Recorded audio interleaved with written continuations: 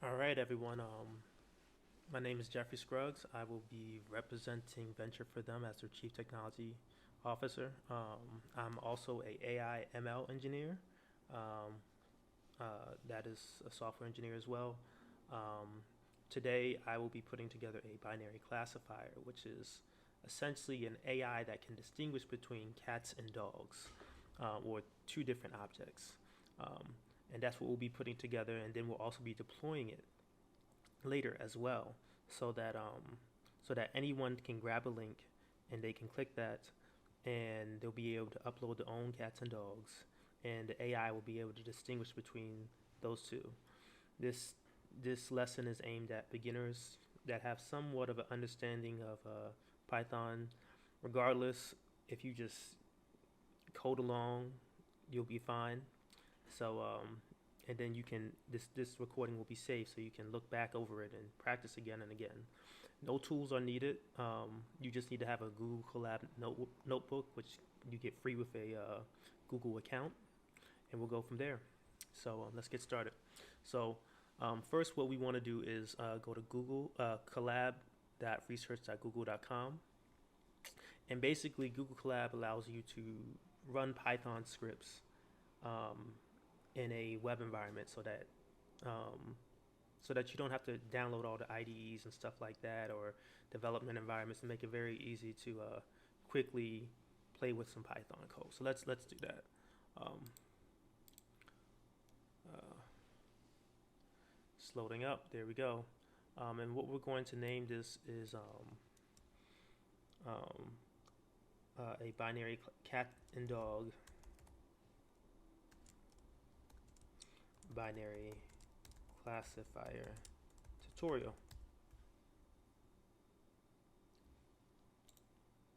There we go. Um, so let's get started. Um, you have your, and first thing we want to do is change the runtime. If it's on CPU, what you want to do is push this to a GPU. Any of these will be fine. I'm doing the A100. You can do the T4 or V100, whichever suits you. And that basically allows us to, when we're training our algorithm, we're training our AI, it will run so much faster, like 10 times faster. So it'll jumpstart the process. So we change the runtime. Now let's get started. So what we're going to do is first we're going to uh,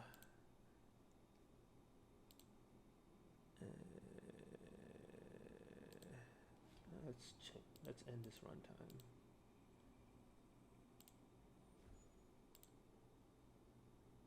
Okay, so what we're going to do is connect. I had a notebook running in another window, so you can only run one at a time. Um, so uh, so let's go. So what we're going to do next is essentially install our libraries. So these libraries, a lot come with Google Colab already. However, what we're going to do is essentially download some extra ones, that don't come pre-installed, so that we can do our demo. So first, install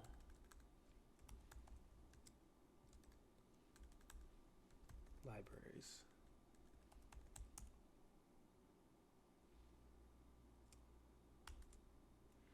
And how we do that is we do a command called pip, explanation point pip, and we're going to install something called Gradio, and then we're going to explanation point pip install typing extensions. There we go. And now it's downloading everything and putting everything in our environment. Doesn't that look cool? Now you're already a coder. So there's that. All right, so next now that that's installing, let's get into our our, now that we have all the pre-downloaded packages, let's get into what we need. So first we're going to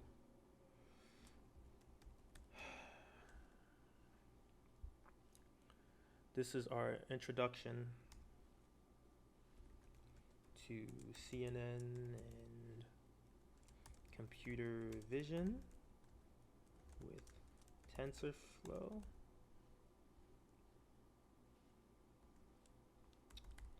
A binary classifier for cats and dogs. So let's just give a little bit of history.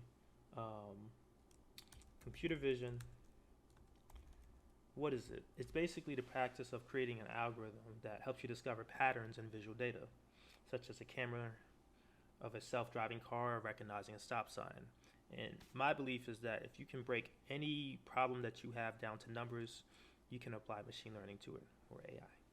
So computer vision is let me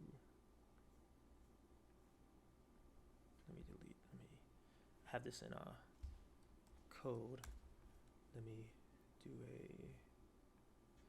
text instead. Computer vision is the practice of creating algorithms that can discover patterns in visual data, such as the camera of a self-driving car recognizing a stop sign.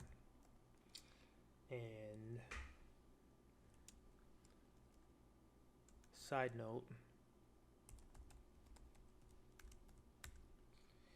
if you can break your problem down to a number, you can apply AI to it. Now, one example that you can do is like with, you've heard of large language models where they're understanding text. Basically, every letter is a number, like 1 through 26, every character. And basically, they use that to make and they have all these numbers, and they use that and feed that into the AI and recognize patterns. So we're going to do the same thing with vision, computer vision, and we'll get to that, and I'll explain that a little bit later. So now, first thing first, before you do anything, is we need to get the data. We have these cats and dogs that we want to identify, but where are they? So first thing first, let's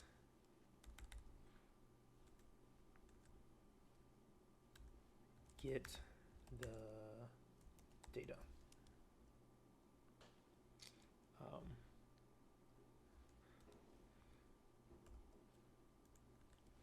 The images we are working with is from a cat dog data set from Kaggle. Kaggle is it's a great website for data science, where you can get a variety of exercises, data, just see other people show off their data science work and such like that. And we're going to use it to get some practice images for our project.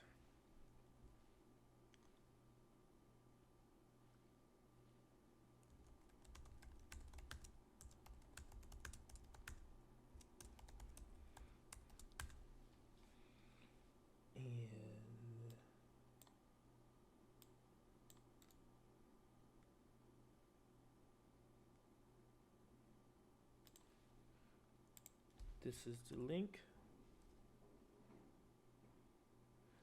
You can click this. You can pull it up. I'm going to leave Colab for a second. And this is what Kaggle looks like. They have competitions, they have models, code, discussions, and this is the data set we're getting, you know. Um, so, and basically we're gonna automatically bring that in. Now I've already pre-downloaded it, and I've kind of organized it in a way that's fit for us already. Just like separating some directories and such like that. Nothing major. Um, so with that,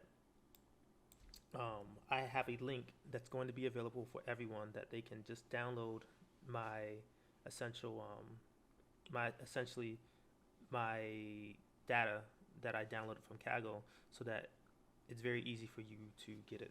So first, before we do that, we want to import, and basically when you import a package, these are packages that already came in Colab, you bring them into your environment. So before we were downloading them, now we are importing it into the environment. So these are packages that already came downloaded, and now we're going to import them.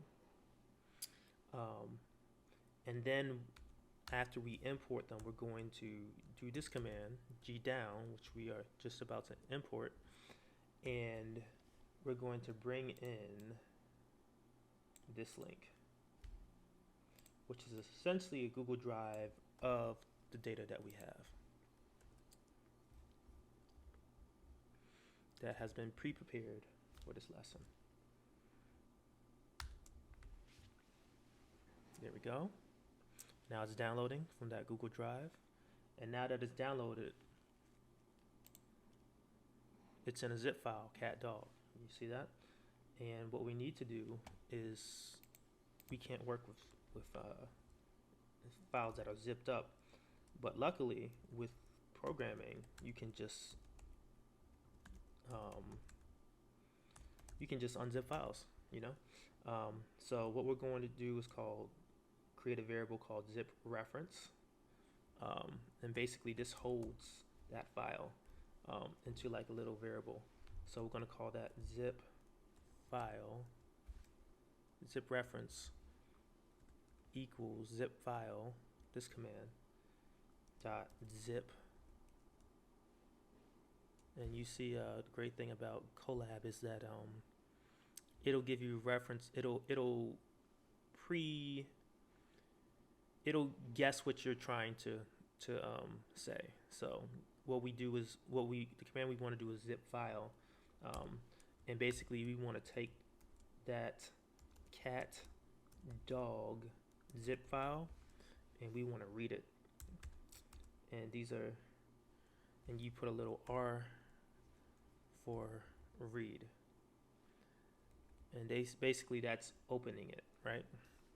And then we want to make that zip reference, and we want to extract all. So now that it's been opened, we want to extract it, and then after that, and basically it's going to extract it to these files over here, and then after that we want to close this so that we can save memory. So we're going to close this out. So let's do that.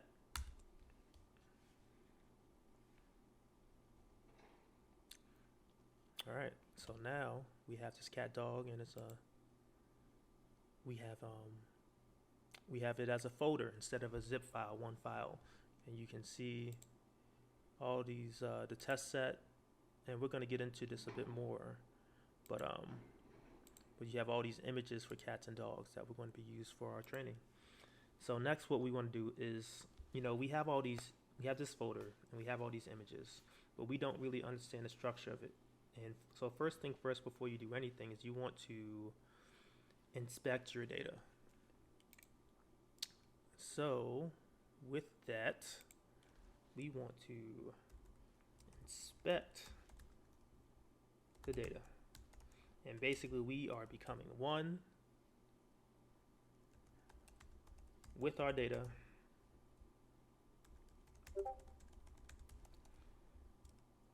before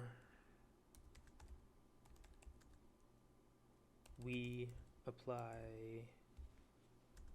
machine learning to it.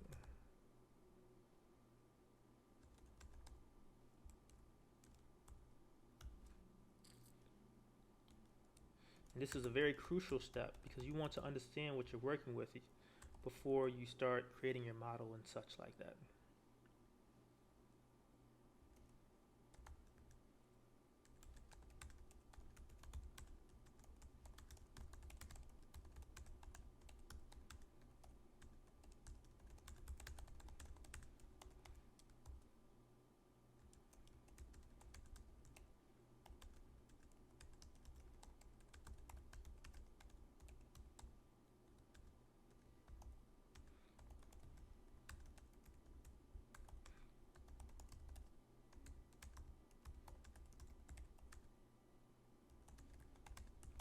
So basically, um, as we become one with the data, we have to visualize many samples of our data. So we're going to create a way to visually see what we just downloaded. So first, um, we're going to use this command called ls, which is basically list. It's a terminal command, and basically we're going to take a look at that cat dog and take a look what's in it. So that cat dog folder. So basically we're going to list it and see what's in that. So there we see that, and see those are the folders that are in it, you know. So let's go a little bit deeper. We're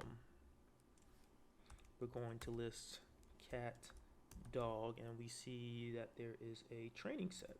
So we're going to do training under set and see what's in that. Go a little level deeper. Cats and dogs. All right. So let's go a little deeper and see what's in there. That should be the meat of everything. Cat dog slash training set, and we want to do cats. See what's in there. So we have about thousands of images of cats that we're going to be using. So there's that. Okay, that's interesting. So before we take a look at these images, let's take a look at how many of these images we have. I just see thousands. I can't count them myself. Can you? So what we're going to do is let's see how many files we have, and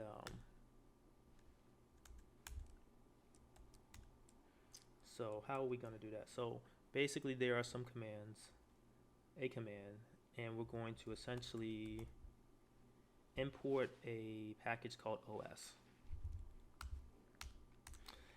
And essentially we're going to walk through the cat dog directory and list the number of files in them. All right, so how do we do that? Now we're going to do something that's one of my favorites in programming, called loops, and basically allows you to iterate through your image, your directory, and allows you to do things very quickly. So let's say you're counting something. You can count very quickly, and the computer does the task over and over again. So this is what a loop is. So we're going to do for direct path slash comma direct names, directory path, and directory names, and we're going to do the file names in os.walk. Now os.walk basically is going to go through our directory, and we're going to name that directory, or the directory that we'll be walking through is our cat dog directory.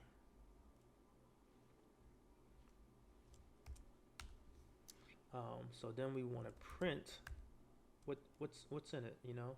So basically a print statement prints out kind of what we're our commands and our variables and our objects and such like that.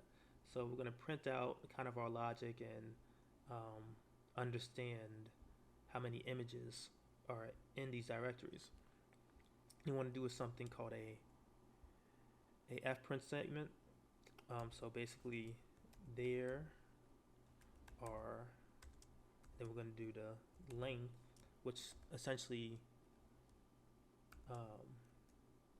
counts the length of how long this list is going to be. Directory names, and then we're going to do directories, and we have that len again, short for length. File names, oops, it should be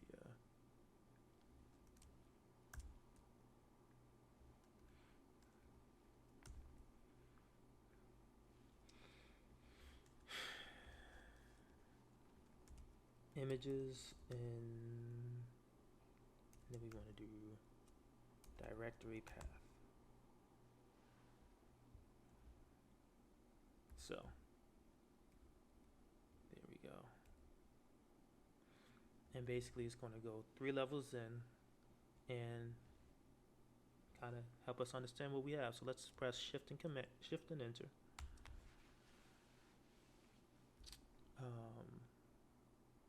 Let's see, what did we do wrong here? File names is not fine. File names, I did files names. See, you're gonna have little errors every here and there. So press shift and enter, and then there you go. So basically we have one image in cat and dog. That's not correct. It's basically a little extra file that's hidden, but there's nothing in there. And then we have nothing in training and data training set. It should be 4,000 images in cats.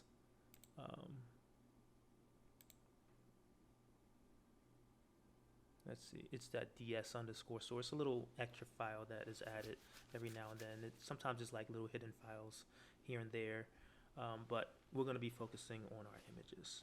So there's 4,000 images in our cats image training set. There's 4,006 images in our dogs. It's probably like 4,005. Then in our training set for dogs, there's probably an extra one called like DS store that's created just automatically. And then we have nothing in the test set, but then when we finally get to the root of it, the cats and dogs, we have 1,012 in cats and 1,013 in dogs. So this is a pretty good data set. We have around 5,000 images total for each object in question, the cats and the dogs, and we can work with that. So I just want to show you that there's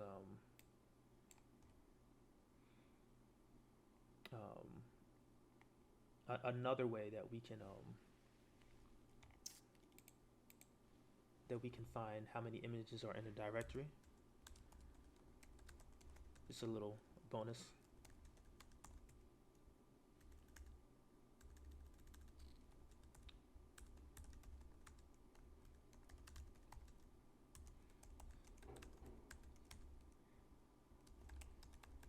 So this is a little bit easier if you don't want to do a for loop, you just want to go straight to it. Let's create a variable called the number of cat images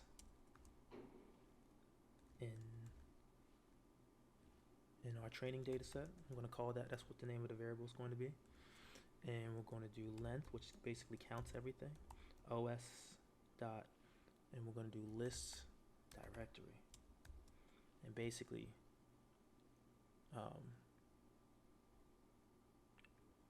this is essentially going to list every image in there, and then the length that we have on the outside is going to count how many are in that list.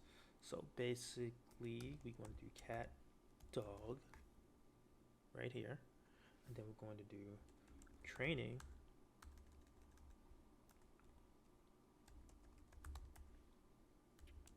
set, and then we're going to do cats. Number of cat images train, and basically that's basically calling our variable that we just created and seeing how many images there are. And it's 4001 just like before. So you can do that directly instead of kind of crawling through it. It's a little bit easier to do. So just a little tad bit information, that another way of doing this and understanding your data that we need to understand. So next thing we're going to do, so we see the names, but what do they look like, you know? So let's visualize our images by getting the class names programmatically.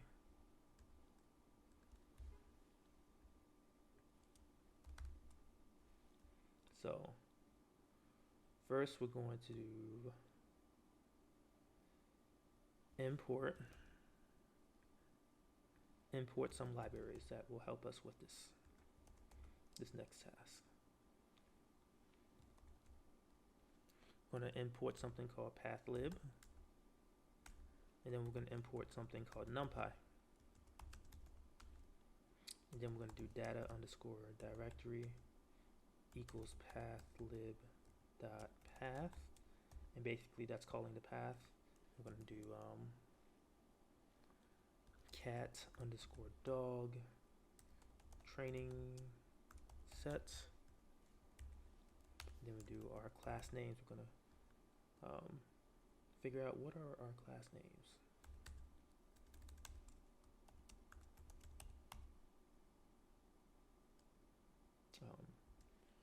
So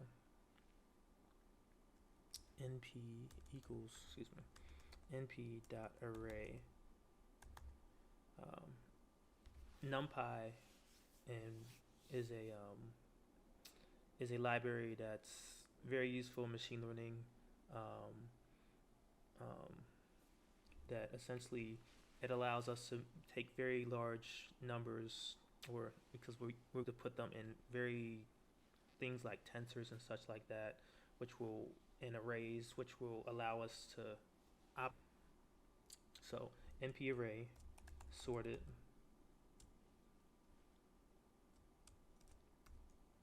item dot name for item in data underscore directory dot star.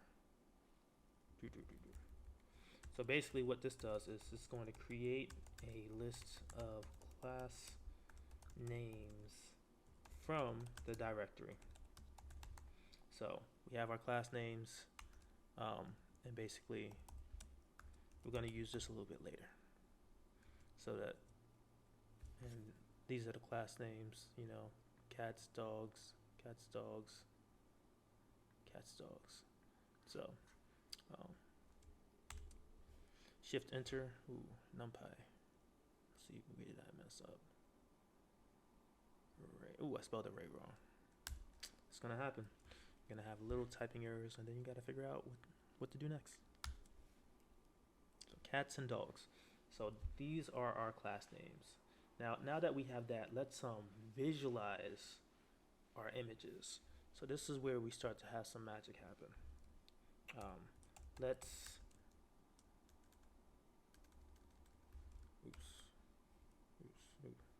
not mean to do that. Let me trash that.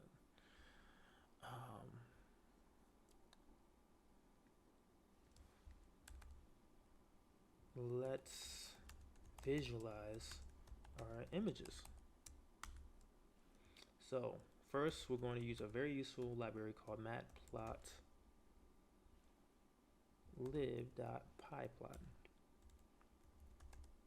as PLT.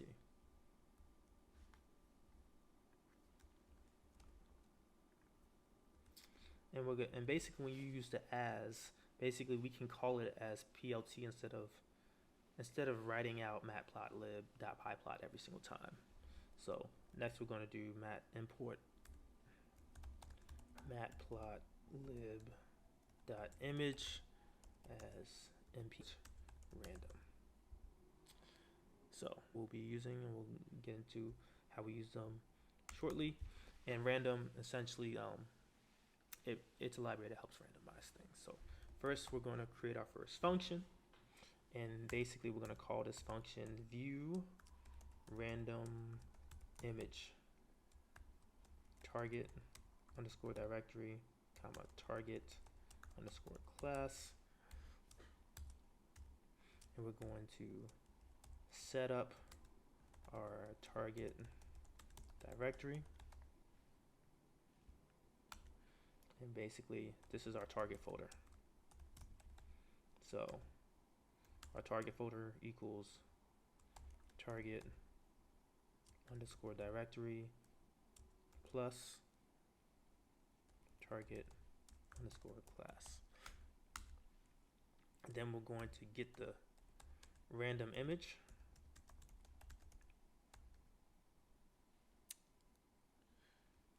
path. So we have our random image equals random dot sample os folder comma 1.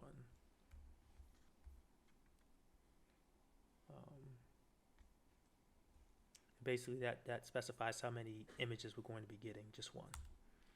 And then we're going to read in the image a plot using matplotlib.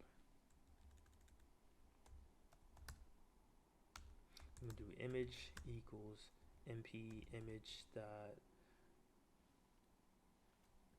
mread target underscore folder plus backslash plus random image, and we're going to grab the first one, which is 0. That's how programming works. We start at 0 to as the first one, except certain gray areas like the one we had here. When we're specifying things in lists, we want to you start at 0 instead of 1. Then we do plot image show, and basically we're going to show that image that we just grabbed. Then we're going to do plot dot title. We're creating a little a label of that target class that we're looking for. We're going to do plot dot access. We don't want a access for like accesses for this image, because that comes automatically. And we're going to print the image shape. So basically we're going to do image shape, which is essentially what is this like length and width, as well as like the channels, how many color channels, red, blue, green is 3, black and white is 2, so on and so forth. So image dot shape show the shape of the image. There you go. And then we're going to return image, and that's our completed function. So now what are we going to do? We're going to view our random image. View a random image from the training data set. So image equals this, and we're going to call that view random image that we just called before, that we just created.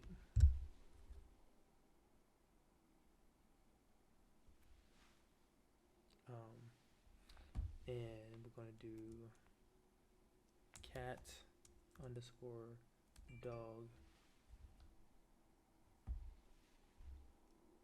comp training underscore set, and then we're going to, and the class that we're going to choose is dogs. So we have that from before. So let's see if we did this correctly. Ooh, no such file. Training set. Ooh, we forgot to add a slash. Let's try again. axis. Matplotlib has oh, what if we got a I in axis? There we go. Let's try it again. Run it again. There we go. That's a interesting looking dog. And then we can press again, and we have our see if it's still working. Yep. So it's 332 pixels tall by 499 wide, and we have three channels of color: red, blue, green. And yeah, that's we can just scroll through randomly of our images, and now we can set it to cats if we like as well. So let's see some cats. Oh, there goes a cat. And these are the images that we will be used for our AI to train. You know, so yeah, you're a coder now. Now, let's have you understand the concepts of what we're doing before we get into the actual creating our model. We're almost there. You import a library called TensorFlow, STF. And we're going to do TensorFlow.constant. Every pixel in this image has a value between 0 and 255, which is like from black to white with red to purple and every color in between. Every pixel on your computer has a value between 0 and 255. So, and this is what it looks like. Every single little block has an image, and it's like so many. They're just kind of summarizing it, but it's all in there. So every little pixel value is a color of white, brown, whatever.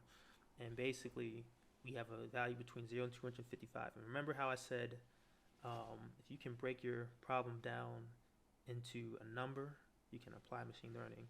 Now, we just made our images, which are color values between 0 and 255. We just broke it down into a number. So let's and I do want to add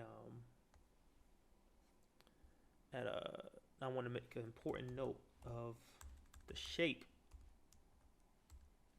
of the image that we have right there.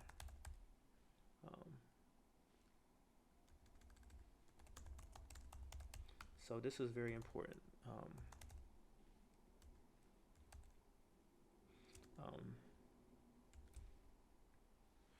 Basically, this is the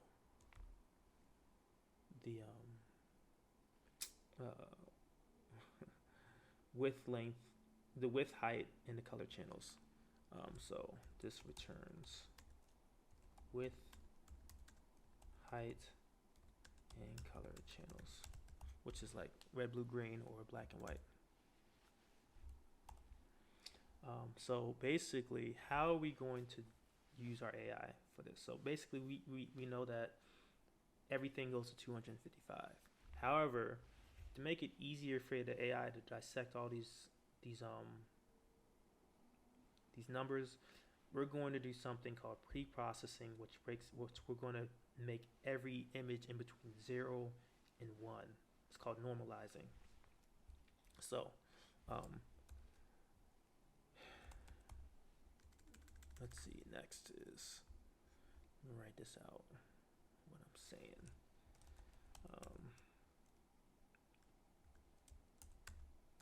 So our neural networks prefer images with values between 0 and 1. Normally, the pixel values go up to 255. However,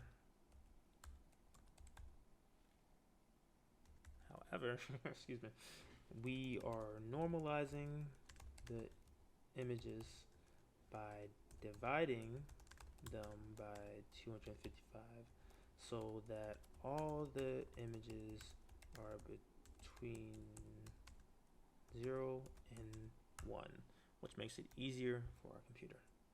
So let's just do an example of a pre-process image. So let's do our image divided by 255. And that's how everything is pre-processed. And remember, we're using NumPy, which allows us to really crunch many numbers down to a smaller size and optimize essentially our workflow. So now we're going to get into meat of things, and we're going to build our computer vision, our convolutional neural network, our binary classifier, our cat and dog distinguisher. So let's write out a plan of how we're going to do this first. We're at the meat of it now, the main course. So first, we're gonna build out our convolutional neural network. Now, and so how will we do this? And we will build out an end to end example.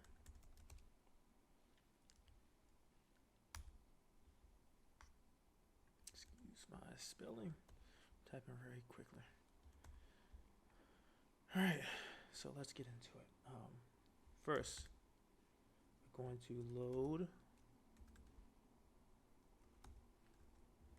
our images. We're going to pre-process our images. We're going to build a CNN to find patterns in our images.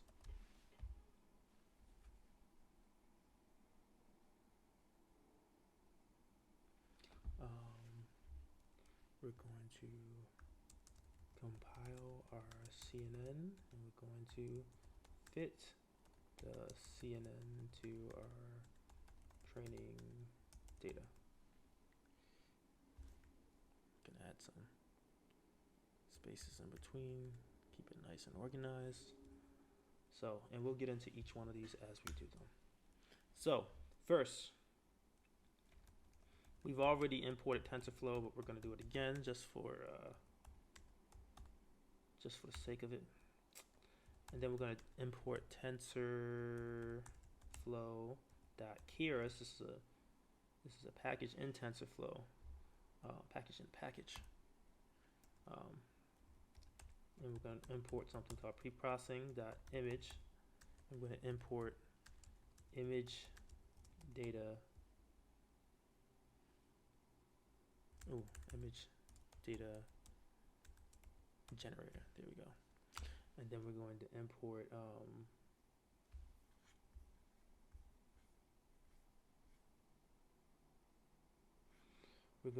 something in TensorFlow called a model checkpoint. I'm not sure if we'll be using our checkpoints, but it can't hurt. I always do it. We may not be using it because for this demo we're not going to go too deep. Gotta get you guys out of here. So we won't be doing multiple experiments and stuff like that.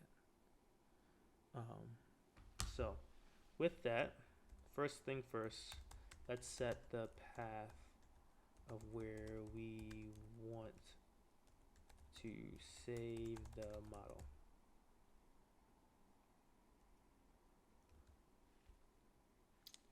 Excuse me. And as a matter of fact, let's do that. let's do checkpoint path equals model underscore checkpoint dot h5. And then we're gonna create a model checkpoint callback that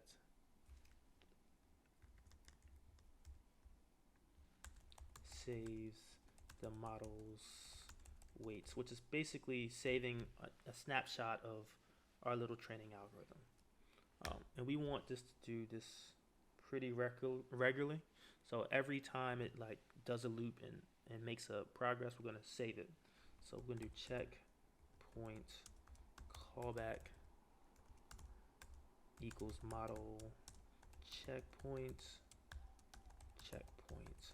underscore path. Then we're gonna do save weights only equals true, and save best only equals false, and then we're going to do save frequency. I'm going to do it every epoch.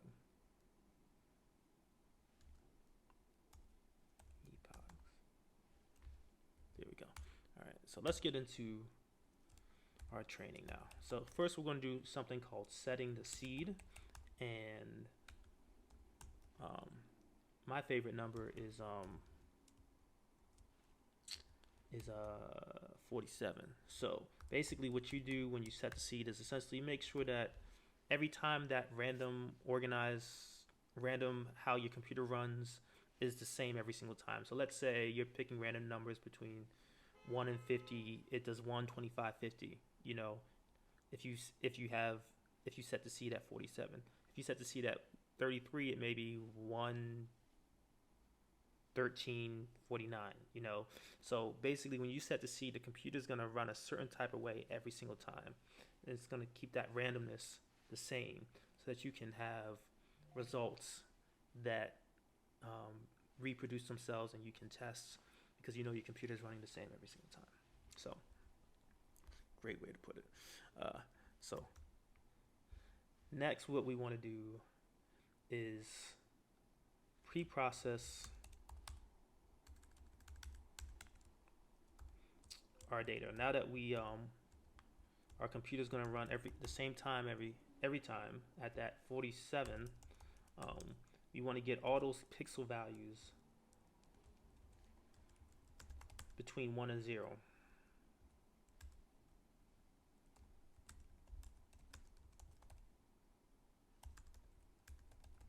And we talked about that before, and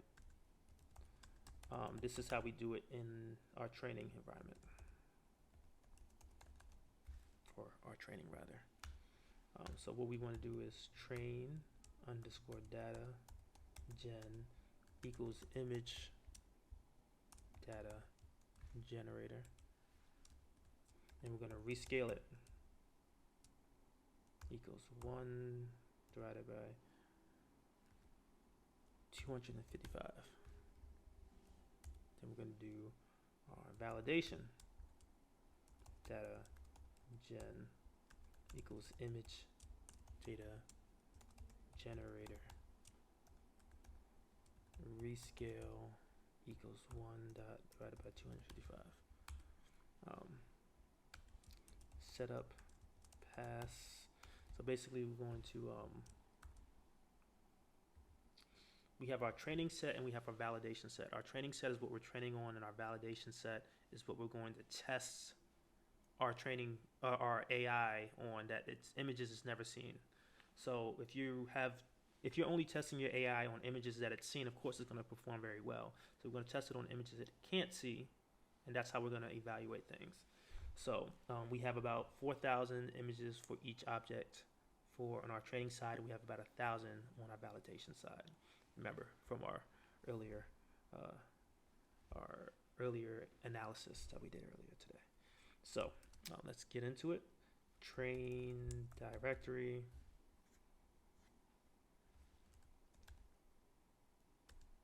equals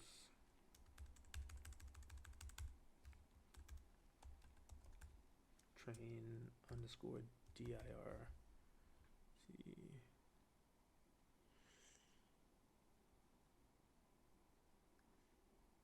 I just don't want to make sure that we run out. Okay, so we should be good. Train data gen equals, oh, excuse me. Train directory, having a brain fart, is content, slash cat underscore dog, and we're gonna do our training sets. So that's our, right here, that's our training directory. And there's two folders in it. We're gonna do training set. And then we're gonna do our test directory. That equals content, and there should be a slash in front of it.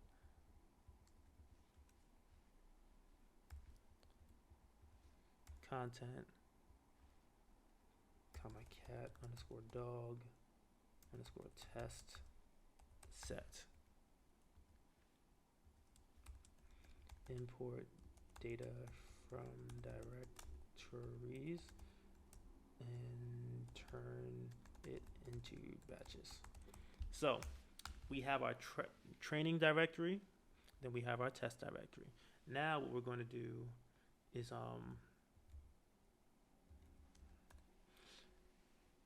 essentially put this into like a batch. So we're not going to feed all 5,000 at once into the computer as it learns. We're going to feed it like 32 at a time, because if you send all those images at once, it's going to break your computer. It's just too much for it right now, too much for your computer to handle. So we send them in batches, and the computer learns that way. So first we're going to do train underscore data equals train underscore data gen dot flow from directory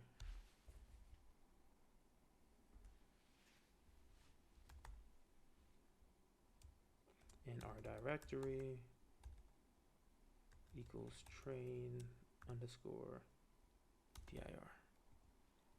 Then we're going to have our, that we're basically specifying what our training directory for our training data.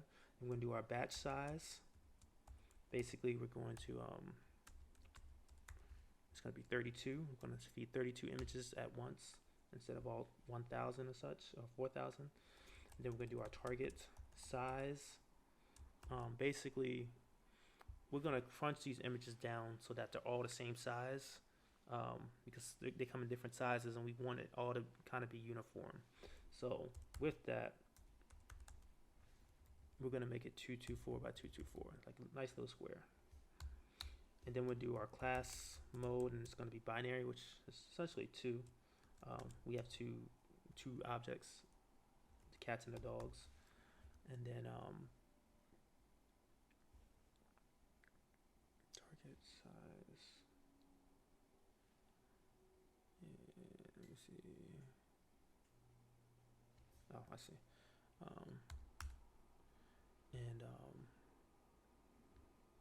Target size, excuse me, equals. And then finally we're going to do something called shuffle. So basically, it's not kind of going in order. It's going to shuffle it as it goes through it. And remember, our seed is 47. So we're going to do the same thing for our validation data, and we're going to save some typing by just copying it and then pasting it. And instead of train, we're going to do valid, and we're going to, instead of it being the train directory, it's going to be our test directory. Test directory, validation data.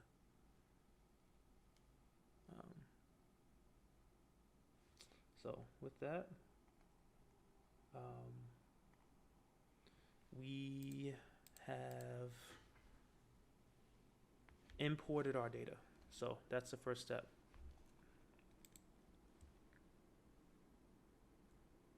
Let's see, inductor. Oh, this is wrong. Let's run this very quickly before we no such file. Oh, cat, dog. We spelled that wrong. Dog training set. Let's try again. Invalid data gen is not. Oh, so this should be data gen. Let's try again.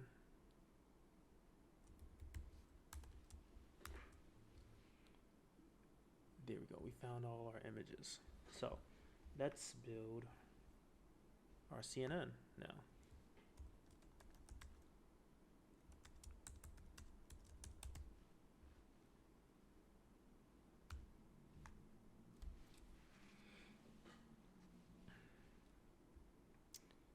We're gonna take, before we get into that, it's gonna be part 2 of it. We're going to gonna take a short break and go from there. All right, everyone. Now we are at part 2 of our building of our convolutional neural network.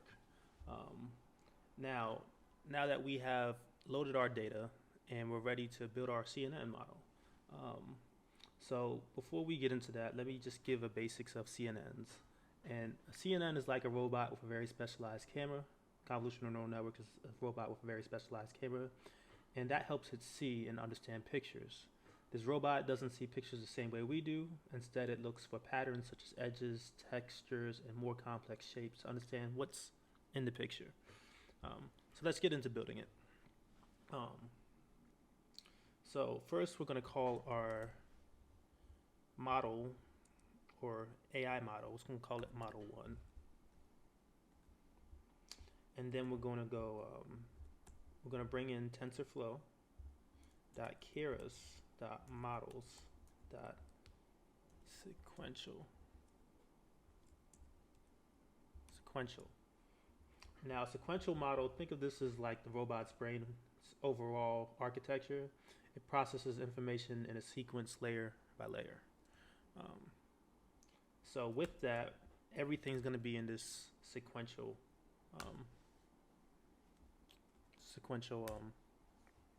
build. So let's do TensorFlow.keras layers.conv2d. Now a convolution 2D layer is essentially, they're like the robot's eyes. They scan the image in small parts at a time, like looking through a tiny window to find patterns. And that's pretty much a convolutional layer. It has filters. These are different tiny windows the robot uses to look for various types of patterns, like edges and corners. So the filters, we're going to set that at 10. And then we're going to have our kernel size. That means we're going 3 by 3 pixels in this case, like red, blue, green, and such like that. Kernel.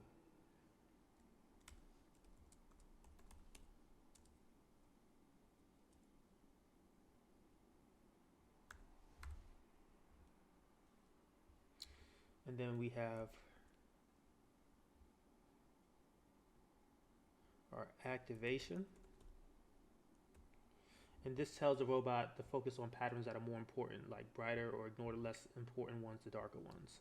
So for this, the activation will be ReLU.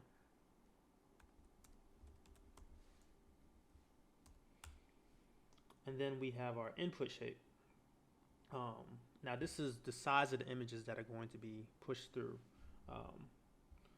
And basically, we're refactoring all the images so that they're all 224 by 224 in their size, and they're all have 3 channels, meaning red, blue, green. So we're going to do 224 over 224.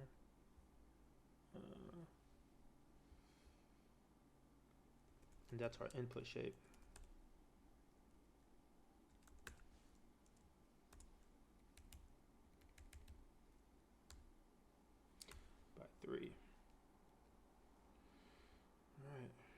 So let's see. That should be that. All right, so next I'm gonna start adding our layers, or more layers rather. We're gonna do another convolutional 2D layer. Gonna have 10, 3,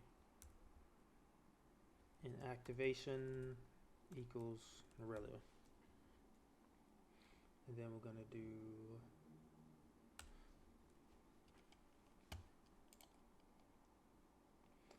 do something called a max pull 2D layer. TensorFlow.keras.layers.max pull 2D. And after finding patterns, these layers help the robot to focus on the most important parts of the image, reducing the amount of information to make processing easier and faster. So we have our pool size. That's going to be 2. Then we're going to have padding. It's going to help our network learn. We're going to have it valid. Now, next, we're going to do some more convolutional 2D layers. Right there. And another one.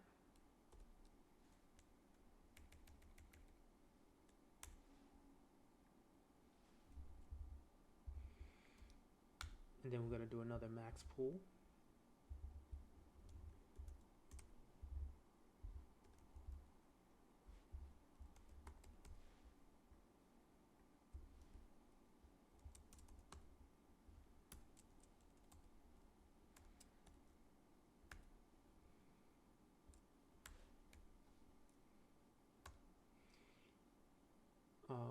And then we're going to add a flatten layer. And this takes all the patterns the robot has found and lays them all flat so they can make decisions based on them.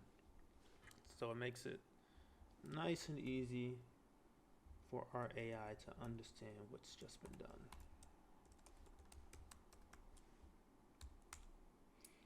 And then we're going to add a dense layer. And basically the dense layer is like the robots, it's the final layer. It's like basically our AI's decision-making process. So since it uses all the patterns to decide whether the image is more likely a cat or dog. So TensorFlow.keras.layers.dense, and we're only going to have one. We're going to have one unit, so that essentially it's only going to make one decision. It's going to be either cat or dog. It's not going to have multiple options that it can choose. So essentially the robot's going to make a decision between 0 and 1, where if its number is closer to 0, then it's a cat. If it's closer to 1, it's a dog. So activation equals sigmoid. And there we go. So that is our model. Let me see, make sure that's everything. Looks like we need one more bracket. There we go. Should be backwards. There we go.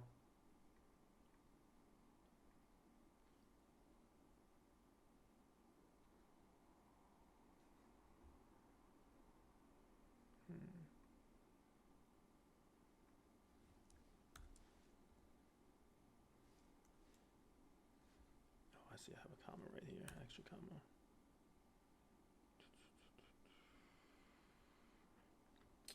A little bit of debugging. There we go. Okay, that's it. So now we have that. Now we have to just compile our model.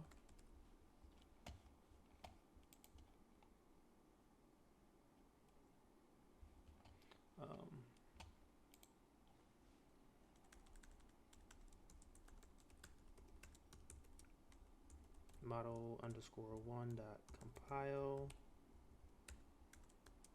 loss equals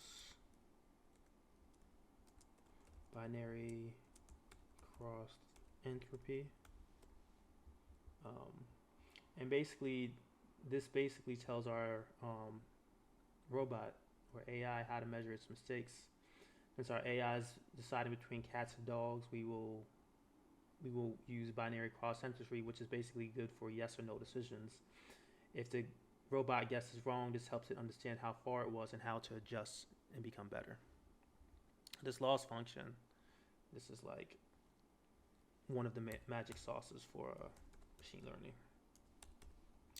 We're gonna have our optimizer, and TensorFlow dot equals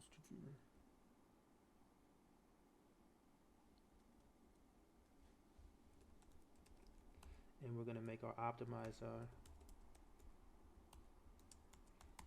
Atom. And basically, this tells our AI how to improve its guesses. The Atom optimizer is a way of changing the robot's thought process based on what it's learned from its mistakes, helping it to make better guesses over time. And then we're gonna have our metrics, and we want this to be how we measuring these results, and we want it to be by accuracy. And basically, that's whether it's if it's guessing right or wrong. We're gonna see that change over time, how it gets smarter over time. Finally, let's fit our model.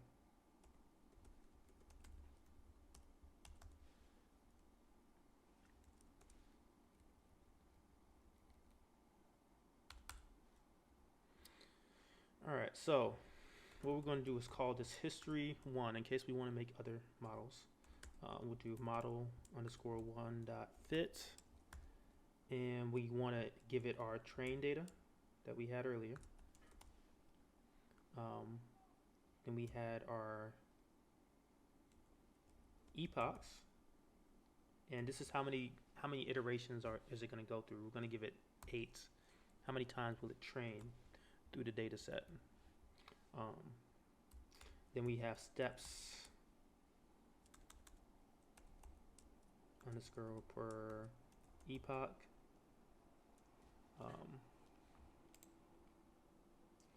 And essentially this specifies how many batches the robot should learn from in one epoch. And we want that to measure out to be over the entire data set. So we want to make that our length of our training data.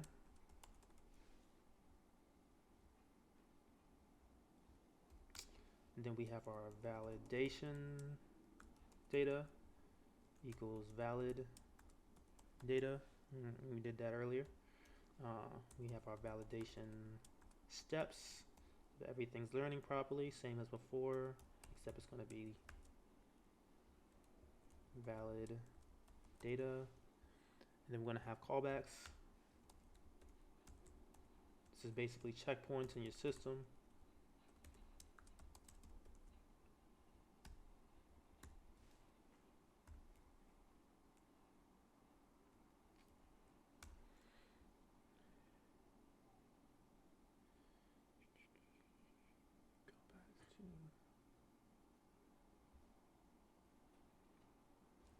Should be valid data. What's wrong with this? All right, so train data, epochs. Oh no, that's it. Oh, these are what's messing it up. Binary cross entropy. All right, so now we're ready to train. This is the magic moment that we've all been waiting for. So let's see what happens next. TensorFlow. We spelled something wrong. This will happen. Don't get frustrated.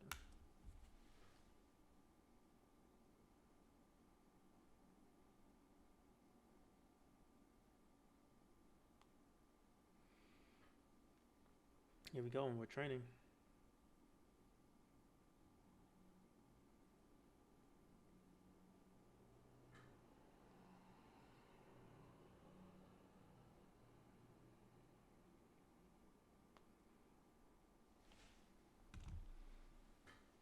and we're training.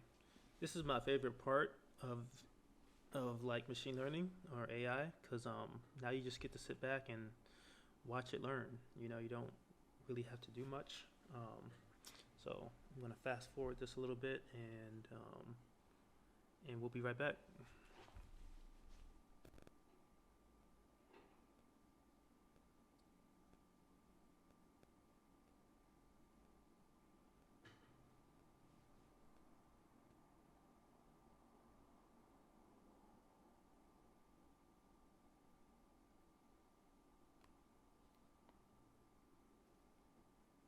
We're halfway there.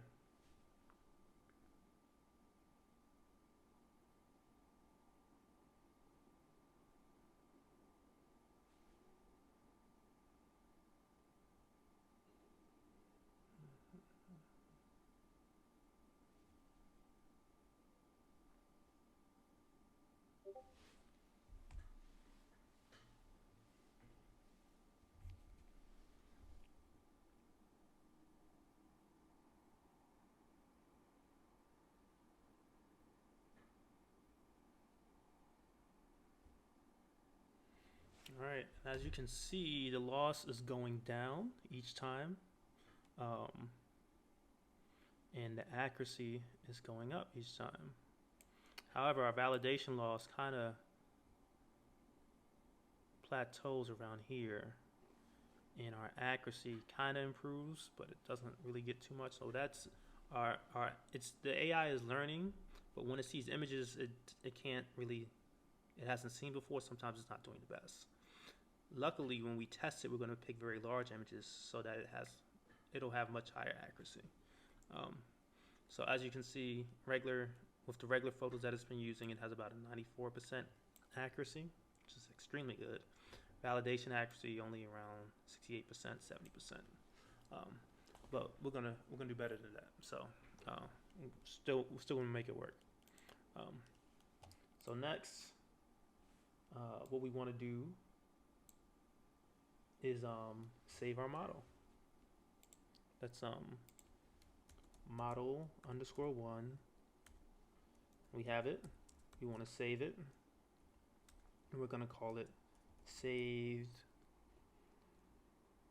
model / test 1, and save. Boom. And then we're gonna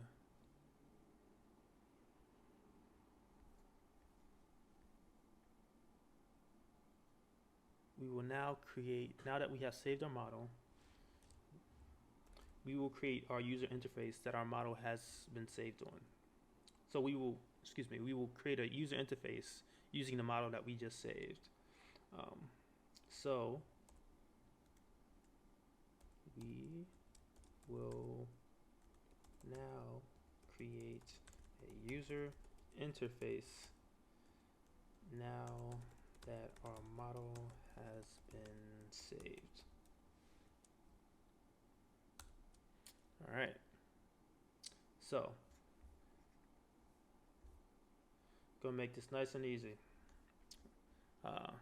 So basically, we're building a little, like I said, an interface that anybody that we can load up and interact with our code, because you see all these ones and zeros, you don't know if it's working or not, you know. So let's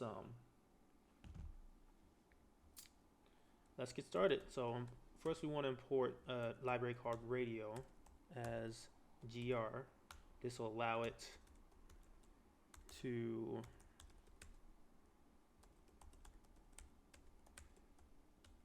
allow us to create our user interface. And then then we're going to import something called TensorFlow as before. We really don't need to import it again, but we're going to do it just for good practice. And then we're going to import NumPy. Then we're going to import Pillow. This will help us load our images. So let's first, before we get started, before we build our interface, we need to first pre-process the images that will be coming in. Because remember, they're going to be coming in different sizes. We want them all to be the same size and to fit into our AI model nice and neatly. So first we're going to call this, we're going to create a function called load and prep image. And it's going to take in an image, and the image shape we want to be 224.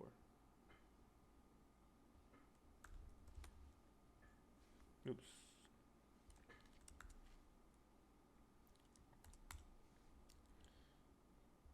All right, so next we want our image.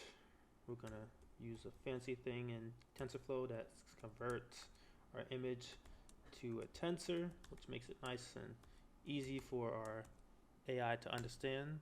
Oh, excuse me. Convert, it's all over there, all over the place, to tensor.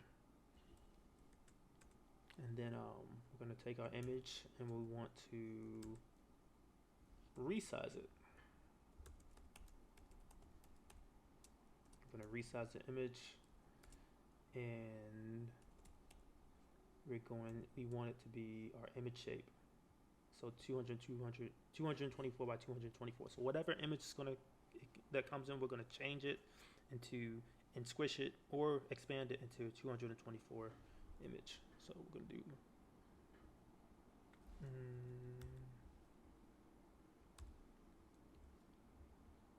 resize image equals image shape, comma, image underscore shape. There we go. I want this to be image. Next, we want our image. Remember, we want it to be between 0 and 1. So we want to take our image and divide that by 255.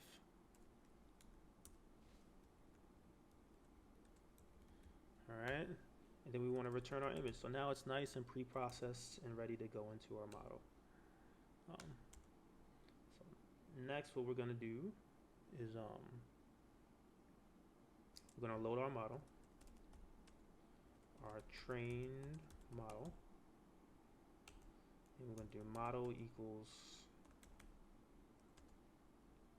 TensorFlow.keras.models.load model, which is TensorFlow is so useful. It has everything you need right there. And let's take a look where it's at. We have our save model right here, and we have it called right here, test 1. Now we want to take everything in here. That's how we're going to load it in. So we're just going to copy this path and put it right here. There we go. And next we want to predict our image. Now that our model is loaded, we're going to do image equals load and prep. I'm going to do it load prep image, excuse me. Load prep image, that function we created earlier. Image. We do image. And this is basically getting expand dimensions.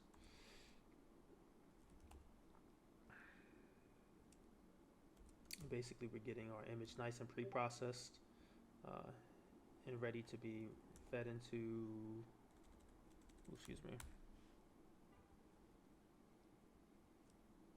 fed into our AI. Access equals 0, and then we do our prediction. Equals, this is where it's going to come down to. Model.predict image, and then we're going to prediction. Remember, it's going to be between 0 and 1, and if it's closer to 0, it's a dog. If it's closer to 1, it's a cat. Prediction equals np dot round prediction. Now we want to convert this prediction into a label.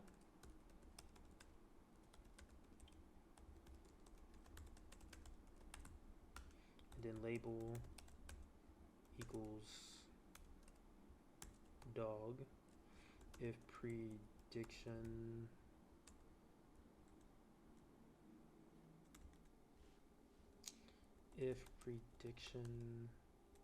is 0, 0. If it's 1, it's a cat. There we go. And we want to return our label.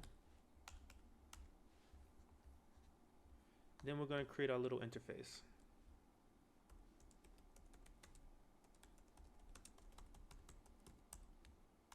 This will be a nice and easy. We can call it iFace. iFace equals gr.interface fn equals predict underscore image. Then inputs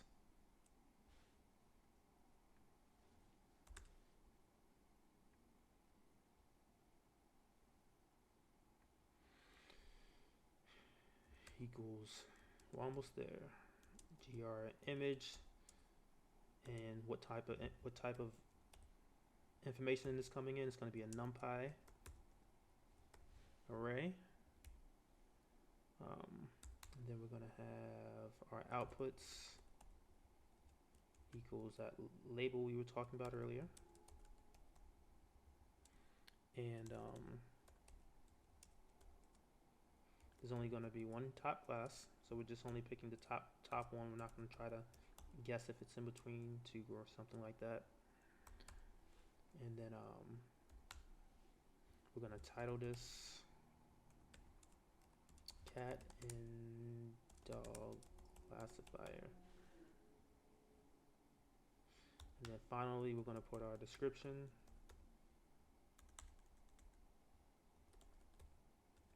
Equals upload an image to classify if it's a cat or a dog.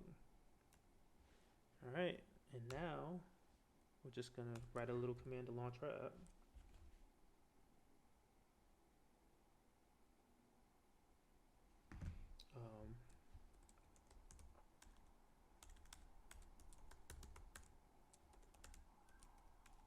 We'll do iFace.launch, and that should be it. Let's see what happens. Any spelling wrong? Or did we get it right on the first time? All right.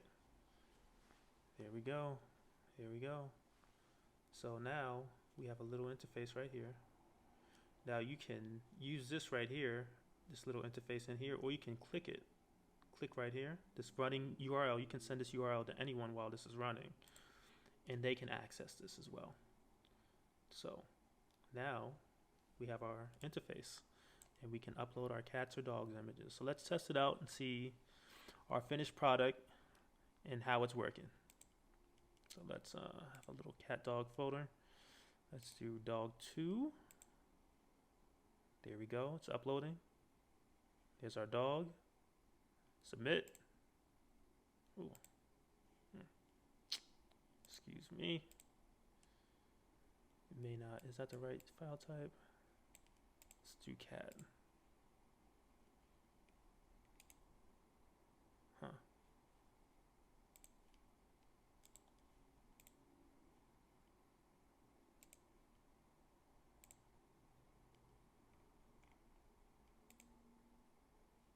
Must be an error. Ah, right here. Prediction. We had that spelled wrong, so the labels aren't coming out correctly. Let's try it again.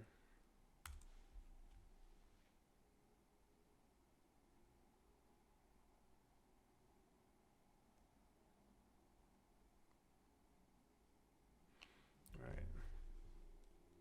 Let's open it in another tab. See, that's the thing about coding. One slight error can change everything and mess up your app. So gotta be careful. Huh? Still no. What's happening? All right. Image equals divided by 255. Predict. If prediction equals 0, 0, else cat. Return label. Predict image outputs. Title. Description.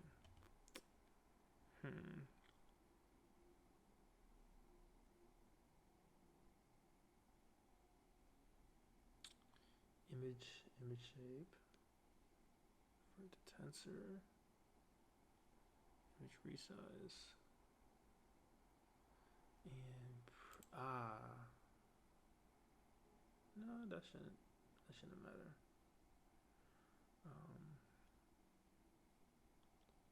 It's definitely loading it. I think it's the predictions. Here it is. It's our expand dimensions. That's the thing about coding. Yeah. Okay, let's try it again.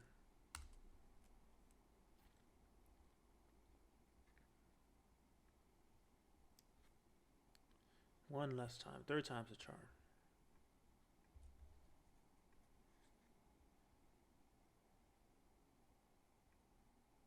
There we go. Third time's a charm. All right, so it predicted it's a dog. You know, that's pretty accurate. Let's try our cat. See if it's just a fluke. You know, can distinguish whether cats and dogs. Ooh, that's a dog. That's not good. Let's try again.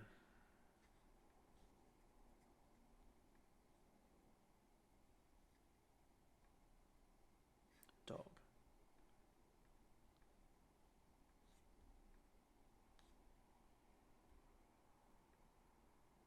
Cat. Okay. So remember, it may get one or two wrong, but for the most part, it should be accurate. Remember, that's going to predict the dog. And we're going to have our cat, number 2. Let's try another cat photo right here. That's a cat. There we go.